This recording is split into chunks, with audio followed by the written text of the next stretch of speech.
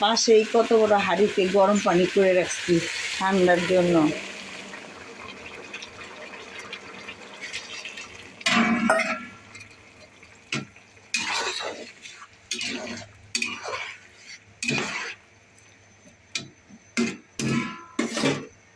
এখন টমেটো দিয়ে দিব,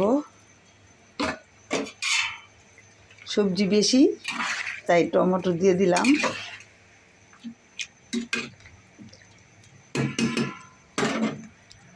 আগেই দিয়ে দিলাম।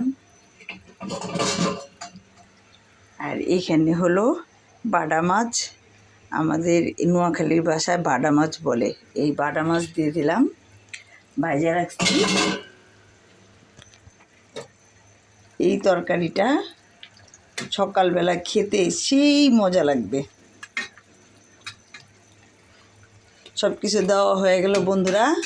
আমার তরকারিটা ধনিয়া পাতা দিয়া আমি নামায় ফেলবো।